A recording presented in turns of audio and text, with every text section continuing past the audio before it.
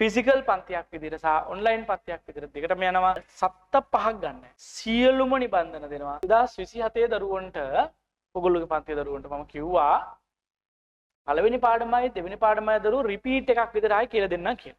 මොකද මේ රිසල්ට්ස් ආවට පස්සේ පන්තිට ආපු දරුවෝ ඉන්නවා.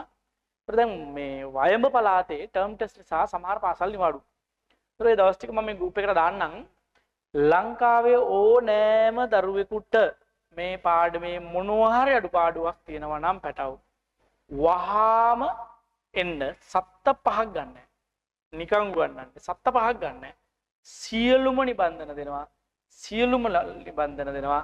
මේක ෆිසිකල් පන්තියක් විදිහට සහ ඔන්ලයින් පන්තියක් විදිහට දෙකටම යනවා. හරිද? මේ 2027 කියලා මැසේජ් එකක් දාන්න. අපි අනිවාර්යෙන් ඔයගොල්ලන්ට ලින්ක් එක දාන්නම්. ලයිව් ක්ලාස් එකක් විදිහට කරන්නේ ෆිසිකල් පන්තියක් විදිහට යනවා. කැමති විදිහට කරා එක මේක සිප්පින් එකේ තියෙන්නේ. මේ ගෲප් එකට දිනවල ටික දාන්න. සත්ත පහක් යන්නේ නැහැ දරුවෝ. සත්ත පහක් ඕගොල්ලන්ට විදන් වෙන්නේ නැහැ. වෙලාව විතරක් හොයාගෙන සිප්පින් එකට එන්න. එක දෙක පාඩම් වල ඕන ප්‍රශ්නයක් ඕන තැනකින් ආපහු කරගන්න පුළුවන් වෙන්න ලස්සනට කරලා දෙන්න. හරි? ඕගොල්ලන්ගේ ඉලෙක්ට්‍රෝන වින්‍යාස ලියන එක, හයිඩ්‍රජන් වර්ණාවලිය, ඒ කොටස් ටික එහෙම. අර කෙටි ක්‍රම තියෙනවා ටක්ටික්කඩ ඕන තරම් තියෙනවා. මම ටක්ටික්කඩ අදත් මම කියලා දෙන්නම්කෝ ඈ. හරි එහෙනම්.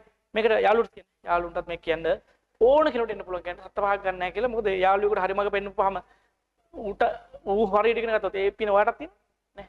අනිවාර්යෙන් කියන්න.